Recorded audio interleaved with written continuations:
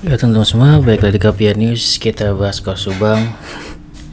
Gue bahas sedikit tentang Pak Deddy ya. Kemarin teman-teman semua juga udah bahas tentang Pak Deddy. Gue juga selalu monitor YouTuber Subang ya, Bang Freddy dan lainnya, Bang Jack dan juga yang lainnya. Dan apa ya, menurut gue yang tadinya keluar dari ATS Law Firm gitu kan, sekarang punya pengacara lagi gitu kan ya. Artinya apa? Artinya memang di situ ada sangkutan hukum, berarti kan kayak gitu, terutama untuk tanda tangan gitu kan, yang meniru tanda tangan gitu kan ya. Disangkanya kan memang di situ sesuai pernyataan Pak Deddy masalah yayasan ya. Kita ngomongin masalah yayasan tentunya. Ibaratnya ini apa ya?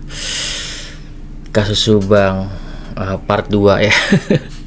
Kasus Subang itu diiringi dengan dua kasus ya teman-teman. Kasus Subang adalah kasus umum, diiringi dengan dua kasus khusus ya teman-teman, yaitu TPPU yayasan dan juga juga ada kasus OJ ya teman-teman. Jadinya ini satu persatu bakal diberesin ya.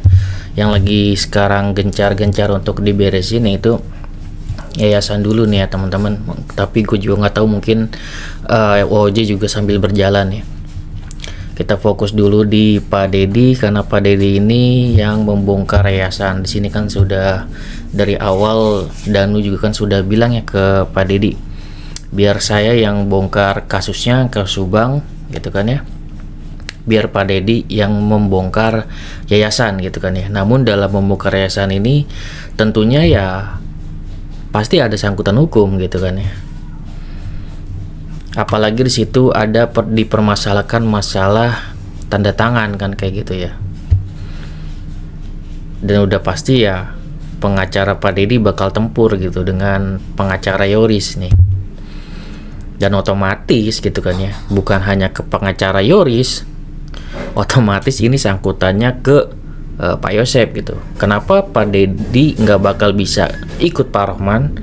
Karena Pak Deddy juga akan otomatis bermusuhan dengan Pak Rohman, di mana Pak Yosep ini juga memanfaatkan atau menerima dana bos tersebut juga gitu. Dulu ya gue lihat juga kan, nonton di MBS untuk live-nya Pak Deddy tuh yang dikasih motor sama MBS. Di situ juga kan ada Pak Rohman online gitu kan ya, live streaming. Di situ Pak Rohman bilang kan ya, pada saat MBS membahas tentang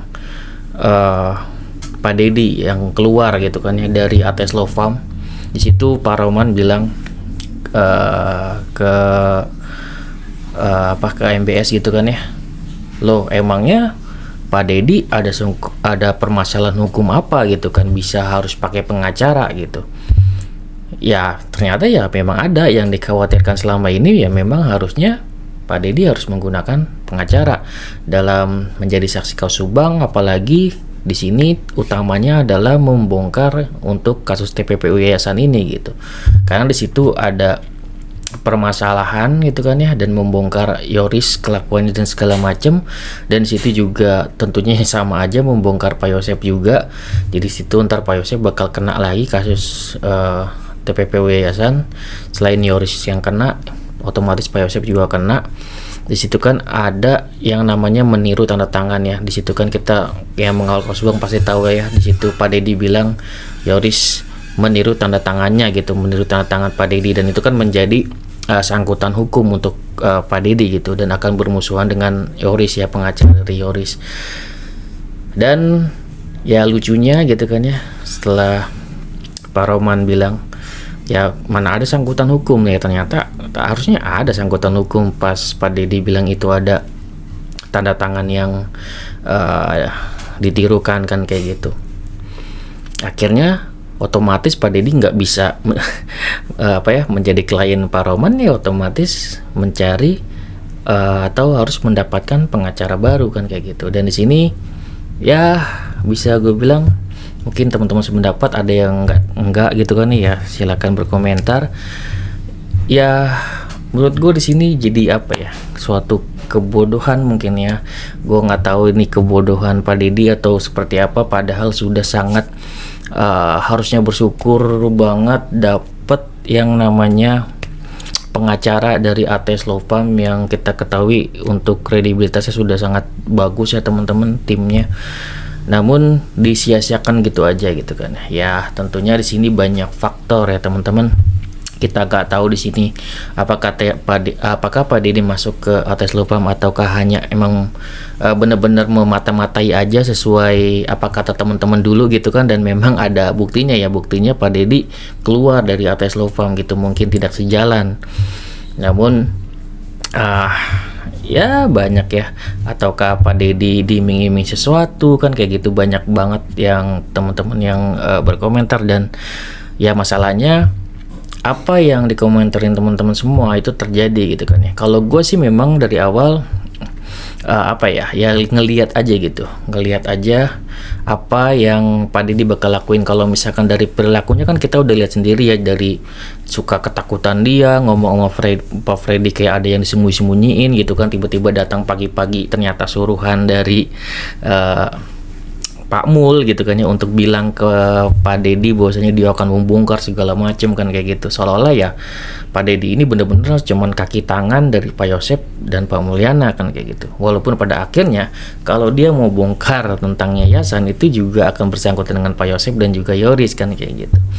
Dan sudah sangat beruntung menurut gua untuk Pak Deddy masuk ke ATS Law Firm. Ya mungkin takdirnya untuk dia keluar gitu kan ya, agar mendapatkan mungkin nanti pengacara baru, memang dengan pengacara barunya yang memang berdiri sendiri lah kan kayak gitu.